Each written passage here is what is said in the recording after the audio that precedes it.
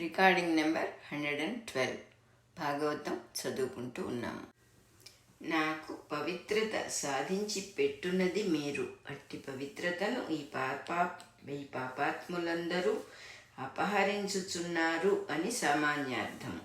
మీరు సద్గుణములను అభ్యసించి తపస్సులు చేసి సొంతముగా పవిత్రత చేకూర్చుకొని నా దగ్గరకు వచ్చుటకు యత్నించుచున్నారు కనుక కోప శాపాది పతనావస్థలు తప్పవు. సూటిగా నా నామము స్మరించి సకల కర్మలు నాకు సమర్పణ చేయువారు అనతి కాలముననే పవిత్రులగుచున్నారు. వారికి ఇంకా పతనం ఉండదు అని అంతరార్థము. సమర్పణ బుద్ధి లేక సొంతముగా ధర్మాధర్మ నిర్ణయము చేయువాడు ఎంత సాధన చేసినను పతనము తప్పదు. సర్వధర్మములను తన యందు పరిత్యాగము చేసినవాడే క్షేమమును పొందును. జయ విజయుల ఎడల మీరే ధర్మాధర్మ నిర్ణయము చేసి శాప అనుగ్రహ శక్తులతో అధికారము వహించిరి. మీరు ప్రసన్నులు కారు అని వ్యంగ్యముగా స్తుతి నింద రూపమున హెచ్చరించుతున్నారు.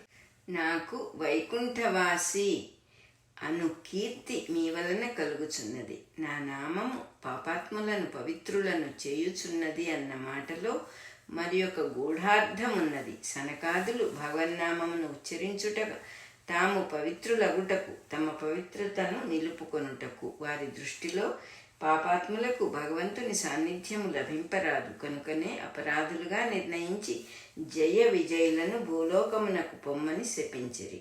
భగవంతుని దృష్టిలో తప్పు చేసిన వారికి కూడా స్థానమున్నది. పాపులు భగవన్నామమును ఉచ్చరించినచో పాపము తొలగి భగవత్ సాన్నిధ్యము లభింపవలెను.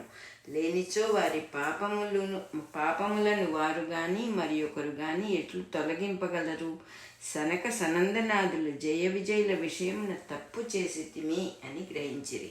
వారి దోషమును హరింపజేసి మరల తన సాన్నిధ్యమును అనుగ్రహించుటకు కూడా వారికి తన నామమే గతి అని హెచ్చరించుచున్నాడు. నా స్థితి ఈ విధముగా మీపై ఆధారపడి ఉన్నది. మీ బోటి సాధువులకు అపకారం చేసినచో నా చేతులనైనా నేను ఉపేక్షింపరాదు, ఖండించుకొనవలెను. ఇక ఇతరులను గూర్చి మీ ముందు సందేహమేలా? నారాయణుని నిర్ణయమును అందరూ శిరసావహింతురు. అయినను అతడు తప్పన్నచో వారు తప్పు అనరాదు. జయ విజయులను అపరాధులని తాను నిందమోపి పలికినచో సనక సనందునాదులేమందురో అని పరీక్షించుచున్నాడు. అంగీకరించినచో భ్రష్టులగుదురు. నారాయణుడు సర్వ జగత్తున ఉండును కనుక వారందరి వలన తన స్థితి ఉన్నదని చమత్కరించుచున్నాడు. జగత్తులన్నీయూ నారాయణుడని ధ్యానించినచో మనం ఒక్కొక్కరమే నారాయణులము అనుకొనుట సంభవించును. నారాయణుని యందు సర్వ జగత్తులు అస్తిత్వము చెందుచున్నవని ధ్యానింపవలెను. అప్పుడు జ్ఞానము కలుగును. సేవకులు పెద్దలేడ తప్పు చేసినచో వారిని ఖండింపవలెననియు బాహువులనైన ఉపేక్ష చేయరాదనియు చెప్పెను.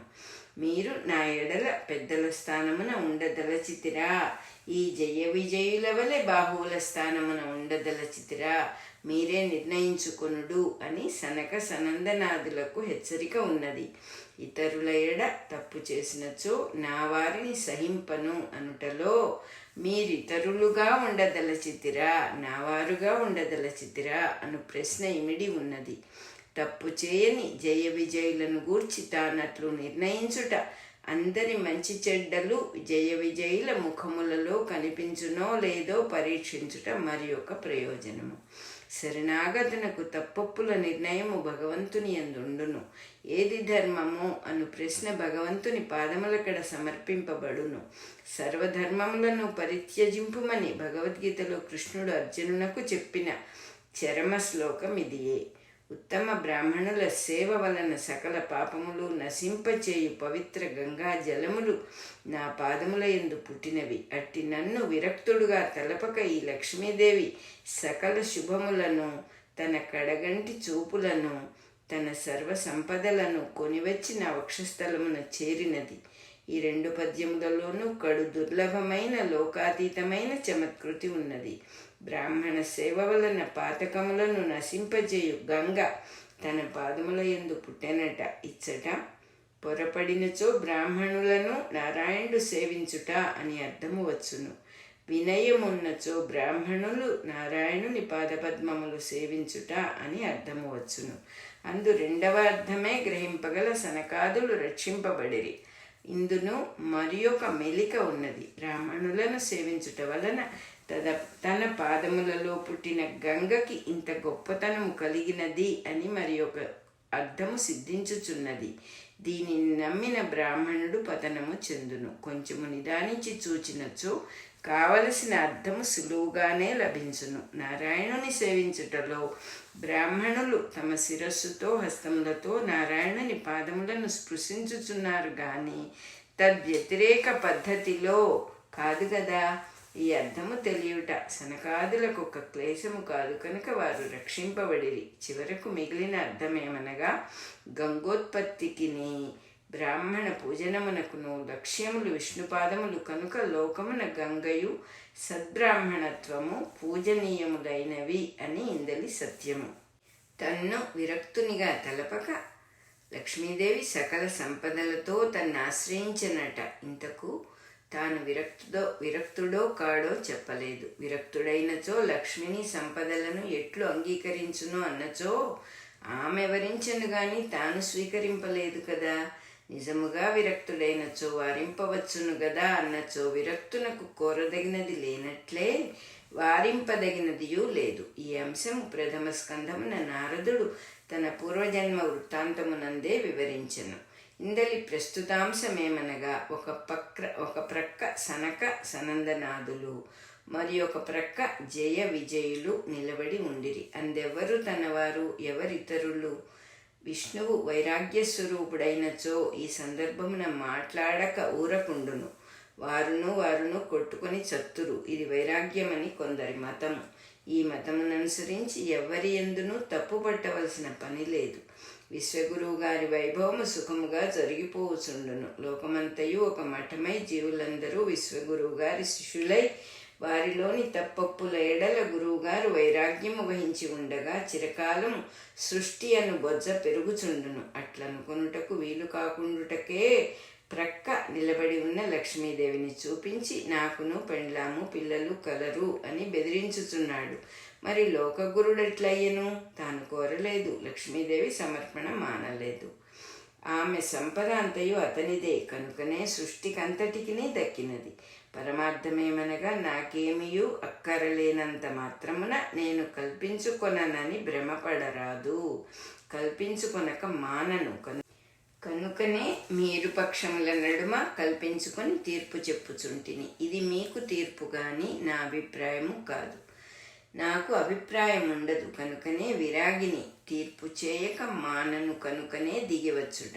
ఈ పరమార్థమును నారాయణుడు వ్యక్తము చేయుట అనగా తీర్పులలో న్యాయాన్యాయములు రాగద్వేషములను బట్టి ఏర్పడును. అవి లేని వారికి ఏ తీర్పైనను ధర్మమే.